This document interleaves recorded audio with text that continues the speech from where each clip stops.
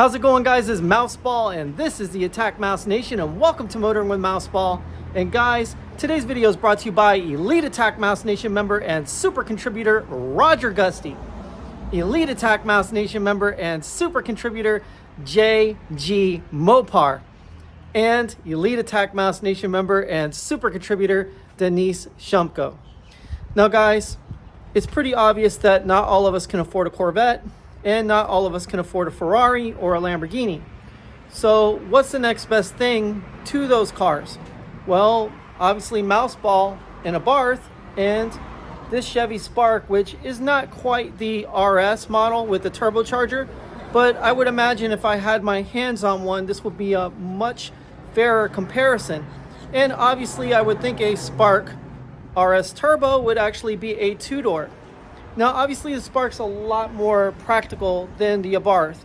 It has a lot more room, it's more squarish in the back, and it has really durable materials, despite Chevrolet not necessarily being known for having the best quality on the long term. As a Corvette owner, I can tell you firsthand that Chevrolets kind of disintegrate after a period of time and need to be restored. So it's pretty obvious that you have the small 15, maybe 16-inch wheels and steel wheels. So, I mean, with the hubcaps, you know, obviously when the rims rust, they don't look that good. But you know what? The cars come here for a detail. I just got done finishing it, and I'm about to deliver it to the customer. But before I deliver it to the customer, I wanted to show you guys around on the Spark. And this particular model isn't the newest of the newest, but it's a good representation of Chevrolet small car. Now, obviously, with the dash and the interior, it doesn't look half bad. The design language is pretty straightforward. The swooping lines on the dash look really good, so do the AC vents, and the center stack doesn't look bad. Not to mention that a lot of the controls are pretty much highlighted by chrome, which looks really nice. Obviously, a lot of people in America love chrome and bright work, and it pops to the eye so that way you can easily get to the controls fairly fast.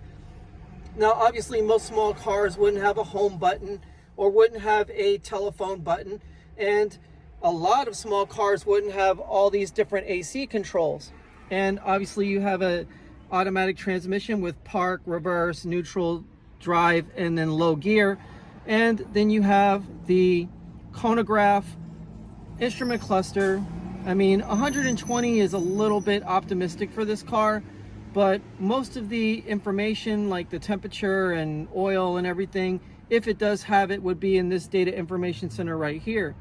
Now, the steering wheel does look fairly nice for a inexpensive car. I mean, obviously I prefer, you know, my Abarth because I'm biased, but the dash panels don't look bad for a four-door. And the one thing that I really love about this car is those. So I like the wind-up windows, and I think that's a very, very good part about a inexpensive car that's small. And obviously it's a lightweight assembly as well and easy to service. Now, under the hood, we have the Ecotec engine, which is a 4-cylinder. And obviously I detailed this as well. And it's got the standard hood prop. Gonna go ahead and lift this up for you. But right in here, standard Ecotec engine. Now, the one thing that's pretty neat about this is it does have a vacuum pump like Mouseball has on its 1.4.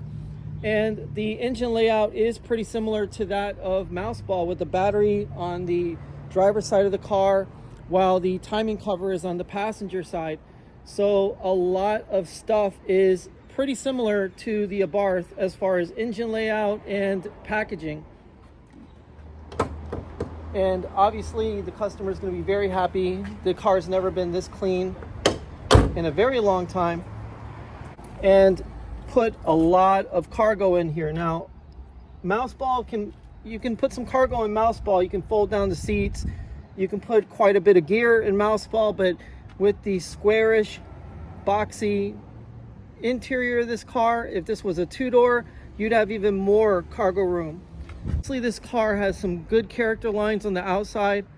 It doesn't look horrible. I mean, I would actually drive it, but I'd have to modify the snot out of it to enjoy it, because obviously this Chevrolet is not known for being something you can drive and enjoy, unlike Mouseball, which, you know, is an absolute blast to drive, and with all the European parts definitely stands out in traffic. But you could pretty much count on me, if I had a Chevy Spark, doing a lot of Corvette style stuff to it and bringing it up to spec with at least 200 horsepower, which this would make this little toaster box on wheels really move fast. But guys, obviously I'm biased. I prefer Mouseball over the Spark. The Spark is a whole lot more practical with 4 doors, has a little bit less horsepower, it's probably better on gas, and obviously looks are subjective, but I think Mouseball's got the Spark beat on looks as well. But basically this 4-door car is only slightly longer than Mouseball in wheelbase because of the doors. But when I get an actual RS Spark with the turbo in it, then we'll actually have a real comparison on which car is the better performer and which car is more preferable.